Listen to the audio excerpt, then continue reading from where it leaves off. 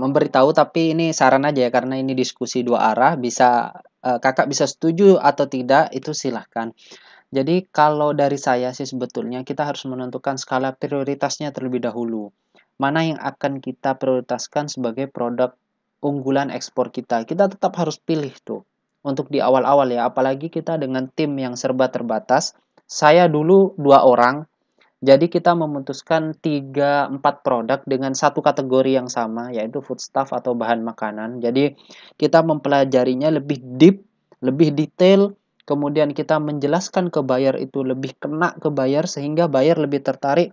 Wah, ini anak ini kok tahu tahu semuanya nih. Saya yang 30 tahun bisnis dengan Indonesia eh, nggak tahu nih yang seperti ini. Nah, itu jadi attraction ya. Jadi apa ya? Jadi sesuatu yang eh, memikat buyer untuk bertransaksi dengan kita. Nah, kemudian kalau kita sudah terlanjur banyak produk atau mengunjungi banyak supplier, nggak apa-apa di-keep dulu aja. Produk itu di-keep semua nggak apa-apa. Kita analisa satu-satu, mana yang paling berpotensi, baik di ekspor potensial maupun di trade map yang tadi, mana yang paling berpotensi. Dan kemudian setelah itu tanya ke diri kita, mana yang paling kita nyaman untuk menjalankan bisnisnya. Bisa itu nyaman ini dalam artian eh, dekat dengan domisili kita, kemudian kita dengan supplier enak ngobrolnya. Nah, itu bisa kenyamanan itu banyak indikatornya. Yang penting yang pertama adalah si potensial dari produk ini, kemudian nyamannya kita itu seperti apa. Nah, baru setelah itu kita nanti akan ngerucut sendiri tuh. Misalkan ada 7 produk, ternyata yang kita nyaman, yang potensinya bagus itu ada 3 produk. Yang 4 nggak apa-apa, keep dulu aja sebagai nanti kalau misalkan usaha kita jalan, udah ekspor beberapa kali, kita mau nambah produk, baru tambah satu-satu, satu-satu, satu-satu. Jadi kurang lebih untuk sekarang seperti itu dulu ya Kak. Jadi fokuskan di beberapa produk dengan kategori yang sama, atau satu produk juga silahkan. Kalau boleh tahu produknya apa ya? Biar lebih imajinatif lagi nih saya ngejelasinnya nih. Soalnya masih belum itu.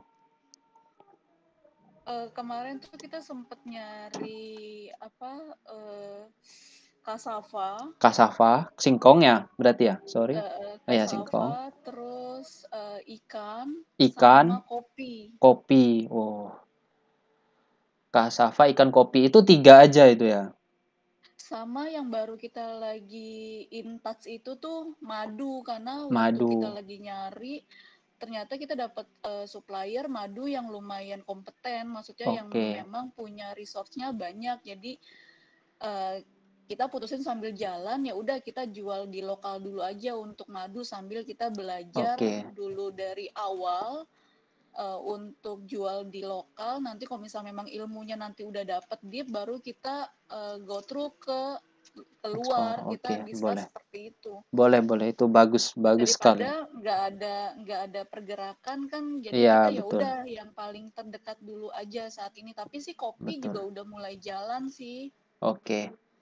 Jadi kopi sama cassava itu boleh satu kita anggap sebagai sebagai satu kategori ya, karena hasil pertanian. Tapi kalau boleh jujur, kopi itu kan banyak sekali untuk jenisnya, kemudian yang untuk dipelajari, kemudian yang kakak jual itu kopi apa, density-nya, keasamannya, ini apa aromanya seperti apa, itu kan banyak sekali yang harus dipelajari. Nah, kalau misalkan untuk saran di awal harus tetap memilih beberapa produk dulu, yang satu kategori dulu aja, kopi sama cassava, contoh seperti itu. Kemudian setelah tugasnya selesai, nanti kan kita akan menganalisa negara tujuan ekspornya, kemudian memilih negara tujuan ekspornya. Nah, misalkan kita memilih 2 negara tujuan ekspor, contoh Amerika sama Jerman nih. Nah, dalam mencari eh, buyer, mencari pihak-pihak yang terkait seperti ITPC dan KBRI, sekaligus kita kirim email ke mereka, itu kan bisa didelegasikan, baik ke tim kita maupun ke partner kita, atau ke siapapun yang kita bisa delegasikan. Kemudian baru setelah itu kita tambahkan produk lain satu-satu, Kak. Jadi untuk ekspor memang tidak saya sarankan untuk sebanyak itu dengan beberapa kategori yang berbeda untuk dilahap sekaligus, Kak, karena jujur kalau saya pribadi kemampuan saya terbatas, jadi saya lebih memilih untuk fokus, di satu-satu dulu baru nanti ketika selesai tambah satu lagi, kurang lebih seperti itu sih, Kak. Kalau untuk lokal ya, silahkan bisa dikondisikan seperti apa dari timnya juga.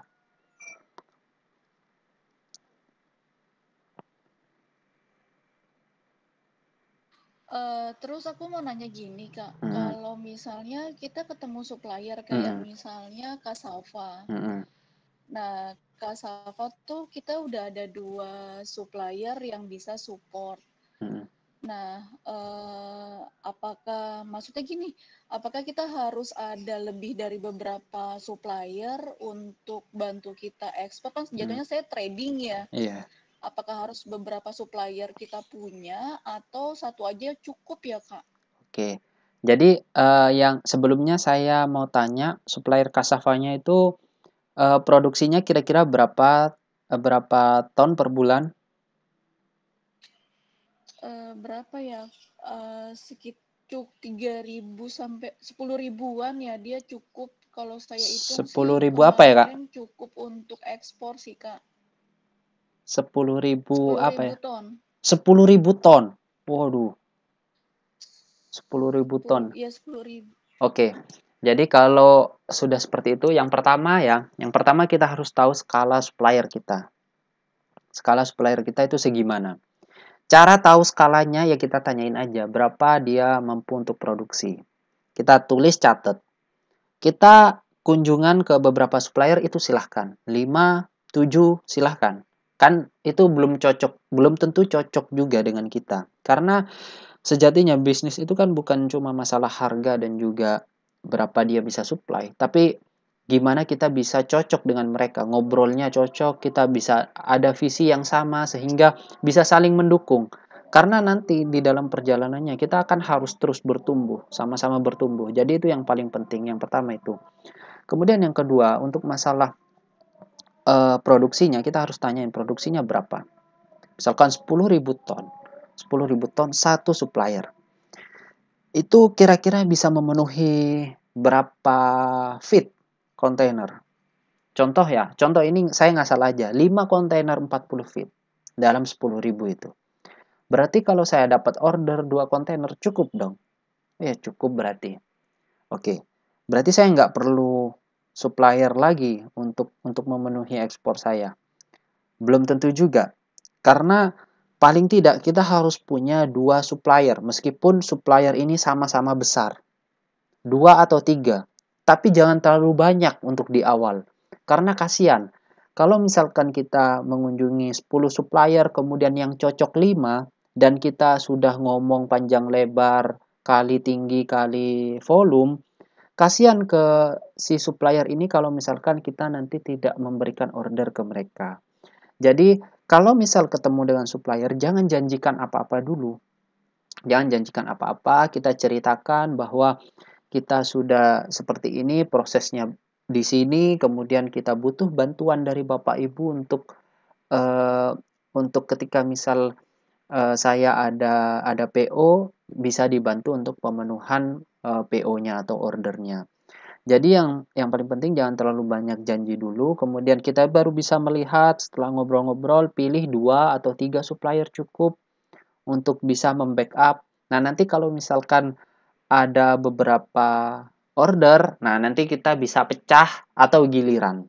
Misal kita ada 3 orderan 2 atau 3 kontainer 40 feet, ya udah kita punya 3 supplier, satu kontainer, satu kontainer, satu kontainer. Pecah seperti itu. Atau giliran, bulan ini order ini supplier A, order berikutnya supplier B, order berikutnya supplier C. Jadi diusahakan jangan terlalu banyak untuk suppliernya, dan kalau ketemu di awal jangan terlalu menjanjikan apa-apa. Kita ngobrol biasa, kita cari tahu karakter mereka seperti apa, perusahaannya seperti apa, kita ngobrol mengalir aja dengan nyaman, dengan santai. Yang penting kita tahu dia itu cara pengelolaannya seperti apa, rumah produksinya gimana, kita cocok dengan dia, kita jajakin, baru kita jajakin. Kurang lebih seperti itu ya Kak. Jadi intinya kalau misalkan suppliernya sama-sama besar, 2 atau 3 supplier itu sebenarnya cukup sekali Kak. Jadi nanti untuk pembagian ordernya biar nggak bingung.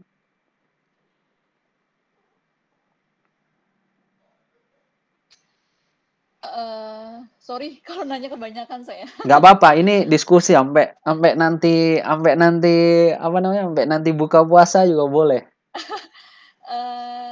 Dilemanya kalau misalnya supplier yang kita datengin Hmm, itu dia juga ekspor juga tuh Kak. mm-mm, Nah kan itu kadang kita bingungnya kalau misalnya kita ngambil produknya dari dia dan dia juga melakukan ekspor juga. Nah itu mm-mm. gimana tanggapannya kalau kayak gitu ya Kak? Ekspornya Jadi kan langsung saya atau enggak? juga udah Sorry, sorry saya potong ya. Ekspornya langsung atau enggak dia? ekspornya setahu saya mereka langsung karena Mereka kan langsung, oke. mereka jatuhnya tuh ya saya punya produk ya saya langsung nggak ke tangan karena saya lihat IG-nya dari dia juga melakukan ekspor juga. Nah jadi kan Oke. jadi ya satu sisi saya ngeper juga gitu. Nah dia juga strength-nya kan produknya dia pasti kan dia juga jatuhnya lebih murah menawarkan ke Oke. buyer dibandingkan kan saya juga gitu. Mm-mm. Nah kalau seperti itu gimana? Kedua saya juga Oke, udah ada bentar-bentar. diskusi Saya takut takut lupa pertanyaannya. Saya jawab yang ini dulu ya. Takut lupa nih. Sorry sorry ya. Ya, takut lupa saya aja.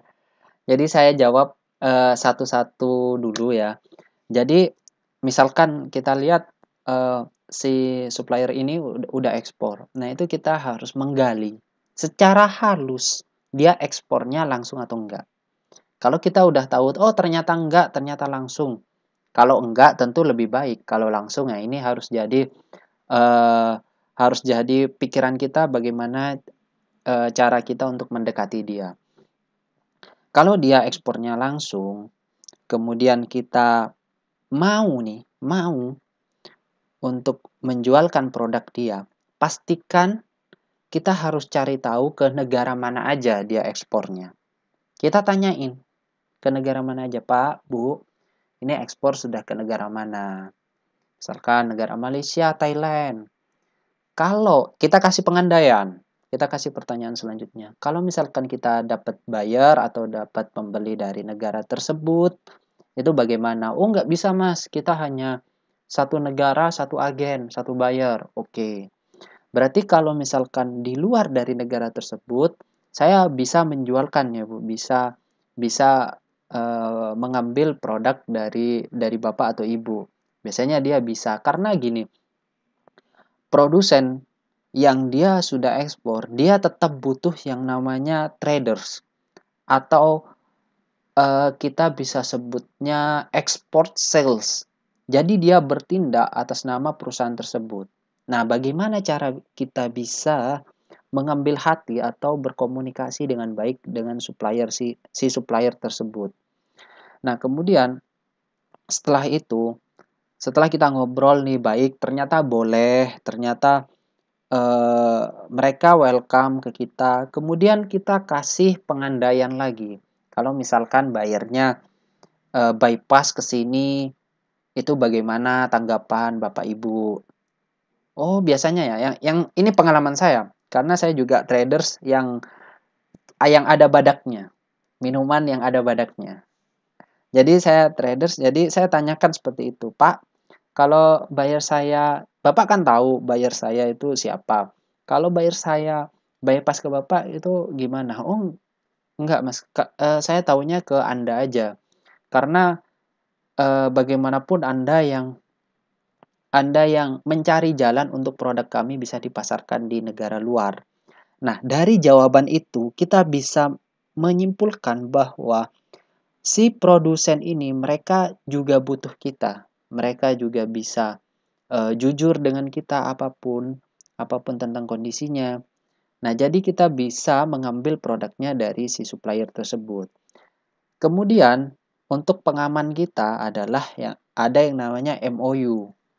Nah, nanti setelah negosiasinya berjalan, kemudian disepakati beberapa poin, nah baru dituangkan dalam MOU. Nanti juga saya akan kasih contoh MOU-nya di pertemuan bentar ya, di pertemuan kedua kalau saya nggak salah, itu ada tentang supplier, negosiasi dengan supplier. Nanti saya akan juga kirimkan template untuk MOU yang saya gunakan, MOU-nya seperti apa. Jadi, ketika sudah ada MOU, sudah ada hitam di atas putih, kalau dia mengkhianati, berarti dia sudah sangat tidak kompeten. Dan juga mungkin kalau kita mau dibawa ke arbitrase di pengadilan niaga, mungkin mungkin masih bisa menang. Tapi kan biayanya besar. Biasanya kita oh ya udah berarti dia tidak tidak jujur aja gitu. Tapi selama ini ketika misal negosiasinya sudah boleh, kemudian mereka sangat welcome, kemudian mau untuk MOU. Jadi biasanya mereka nggak akan neko-neko sih. Jadi mereka tinggal kirim, saya pesan, tinggal kirim. Saya hanya bantu untuk negosiasi, untuk memberi kabar ke si buyer ini dan juga mengkomunikasikan apa yang terjadi di perusahaan ini gitu kan. Jadi kita hanya bantu komunikasi, setiap kali shipment saya dapat fee. Kebetulan waktu itu saya nggak main markup harga karena dilarang markup harga oleh suppliernya. Jadi kita dapatnya fee-nya 5% dari invoice-nya. Jadi ya udah nggak apa-apa, kecil-kecil yang penting kan rutin, yang penting mereka jujur juga, kita juga jujur, sama-sama jalan, sama-sama enak. Jadi kurang lebih kayak gitu. Jadi ada beberapa tahap negosiasi, MOU eh, dan juga pelaksanaannya. Kemudian apa pertanyaannya tadi selanjutnya lagi? Sorry. Artinya kalau misalnya sebelum tahap memang ada PO, kita harus ada MOU bahwa nanti ketika ada PO yang masuk dari supplier tidak akan bypass gitu Iya, ya Kak. iya betul Itu kurang lebih penting. seperti itu. Ya penting. Kalau dia welcome dan dia apa ya, dia membolehkan kita untuk mentradingkan produk dia. Jadi itu penting MOU. Apalagi perusahaan-perusahaan yang besar dan dia ekspor sendiri ya. Nah, kemarin tuh saya sempat diskusi tuh sama suppliernya, kita boleh maklon Kak. Boleh maklon. Maklon, jadi nama produknya produk dari perusahaan kita, tapi nanti memang ada statiknya Sorry, produk apa? by. Jadi di produknya itu nama produknya nama perusahaan kita. Nama perusahaan, ya nama perusahaan kakak. Terus? Nah, tapi di produknya itu ada keterangan bahwa diproduksi oleh Oke. nama si Supplier, manufaktur ya. suppliernya. Dari dia sih welcome Kak, kayak gitu. Jadi sebenarnya kalau misalnya untuk ekspor itu lebih baik kita maklon produk atau memang ya udah kita hanya menghubungkan antara si supplier sama buyer di luar negeri, kita jadi posisinya di tengah nih. Oke. Apa kita enaknya maklon gitu loh Kak? Enaknya lebih baik gimana ya Kak? Oke, jadi itu ada beberapa kondisi di lapangan sesuai dengan negosiasi kita dengan buyer. Kalau biasanya, kalau kita trading produk-produk yang punya brand kuat, yang punya perusahaan besar, itu biasanya buyer itu minta produknya dia, minta mereknya dia, nggak bisa merek yang lain. Jadi kita sebagai penghubung aja dengan yang tadi, dengan kesepakatan yang sudah disepakati. Itu yang pertama. Nah, yang kedua adalah kalau kondisi kita negosiasi dengan buyer, buyernya minta brand kita, minta produk kita sesuai dengan brand kita, ya dimaklonin itu jauh lebih baik. Tapi ada kondisi yang ketiga. Dia, si buyer ini, dia akan meminta brand buyer. Jadi misalkan, saya punya brand A, buyer punya brand B yang sudah jualan di Saudi Arabia selama 20 tahun. Dia biasanya menginfokan ke saya mau produk Anda, tapi brand saya, bisa nggak?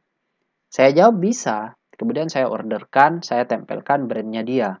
Semuanya sesuai dengan kesepakatan. Kalau ini sangat dinamis, Kak, karena saya nggak bisa ini pasti A, pasti B, pasti C. Karena di saat negosiasi itu yang akan menentukan semuanya akan mengarah ke saluran yang mana, ke arah mana. Itu yang akan nanti menentukan pada saat kita negosiasi dengan buyer. Kalau kita ngomong baik, baiknya seperti apa, sebetulnya sama-sama baik aja, tinggal kondisinya seperti apa, Kak. Kalau kakak memaksakan harus produk kakak, kadang buyer nggak bisa terima. Karena di sini nggak ada yang kenal, bos. Di sini biasanya kan buyer saya selalu bercanda, tolonglah, ini brand saya ini kok nggak masuk Saudi, ini susah sekali kata saya kan. Di sini yang nggak ada yang kenal brandmu, bos, karena dia pakai bahasa Indonesia kan. Jadi bercandanya kayak gitu. Nah, ini sesuai dengan permintaan buyer aja seperti apa. Nanti negosiasinya seperti apa, permintaan buyer gimana. Nah, baru kita kerjakan sesuai dengan permintaan buyer. Baik itu bisa maklun, bisa produksi sendiri, ataupun kita jadi penghubung, itu bisa aja terjadi, Kak. Sama-sama baik.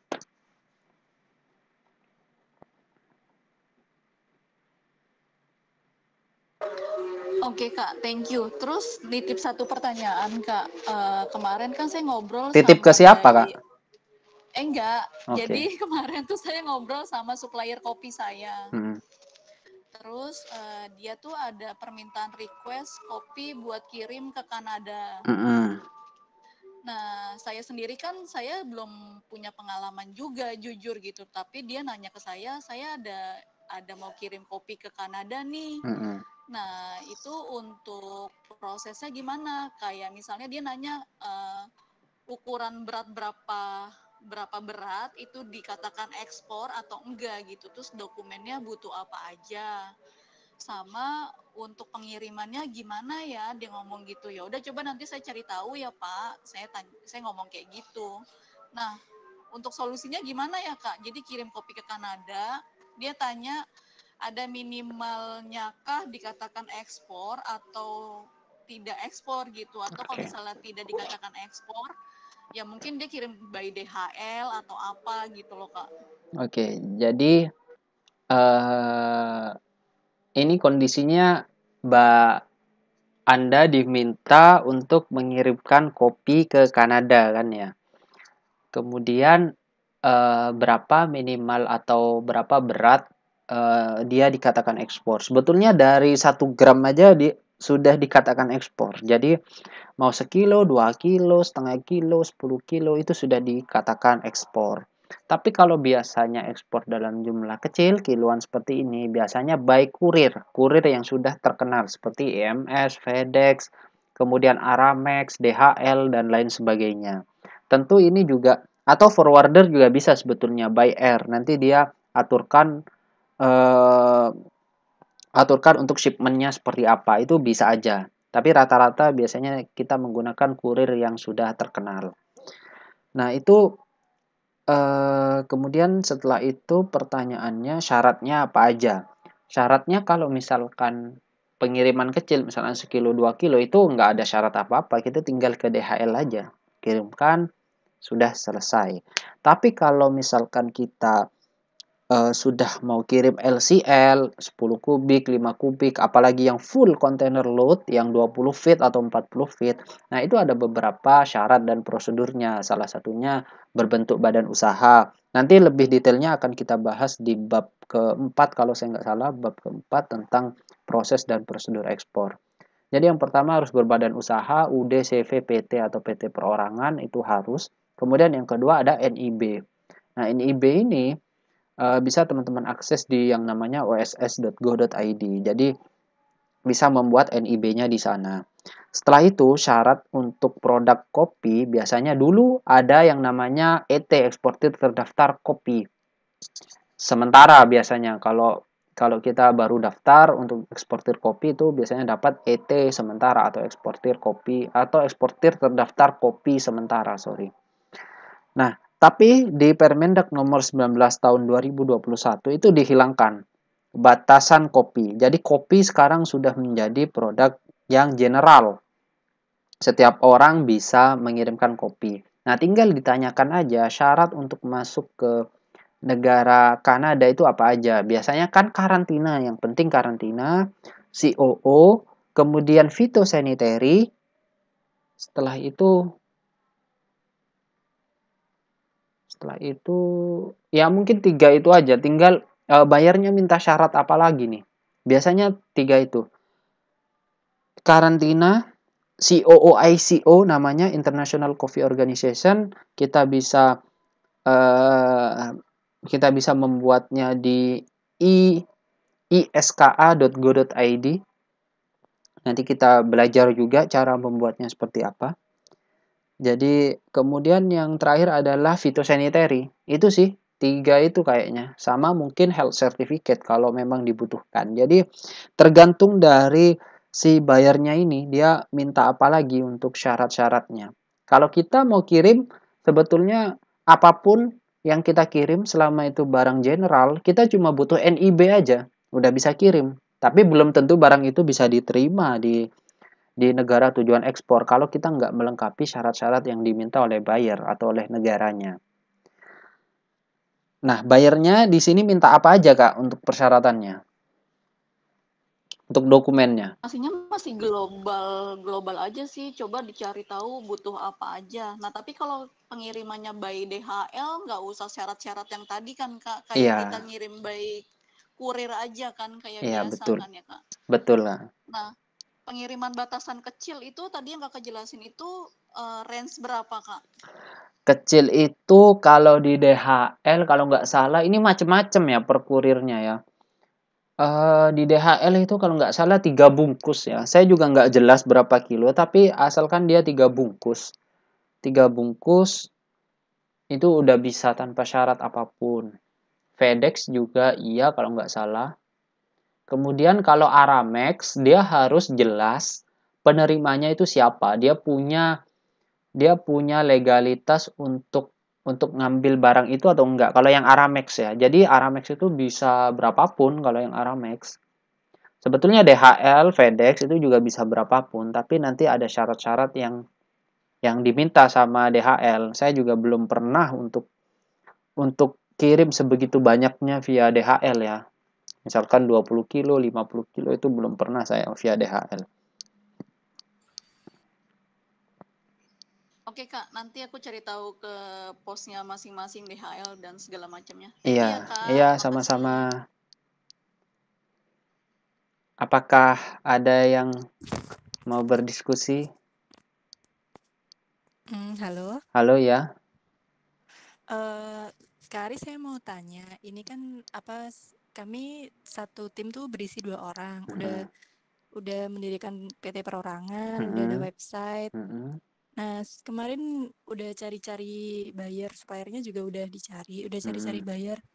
Nah, tujuan utamanya kita itu adalah negara-negara di Timur Tengah, kayak kayak terutama Arab Saudi kayak gitu. Mm-mm.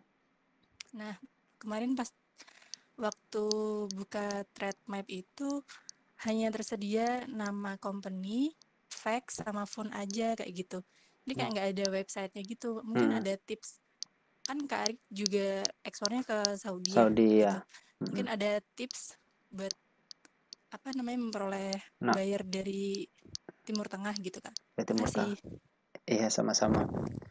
Kalau saya dapatnya itu kalau yang Timur Tengah ya dari pameran ya. Rata-rata saya dari pameran dapatnya karena pertama kita nyambung di email. Terlebih dahulu kita nyambung di email. Saya kirim email perkenalan. Kemudian ada beberapa balasan, mungkin 2 atau 3 perusahaan gitu kan dari ratusan email yang saya kirim. Kemudian saya undang dia untuk beberapa pameran di Indonesia. Salah satunya yang terbesar adalah Trade Expo Indonesia. Saya invite perusahaan tersebut untuk datang. Ternyata dia juga berniat untuk datang. Kemudian dia datang ke Indonesia, ya udah tinggal negosiasi. Nah, untuk kasus yang kakak ini, ketika misal tidak ada emailnya, itu bisa kita carinya di LinkedIn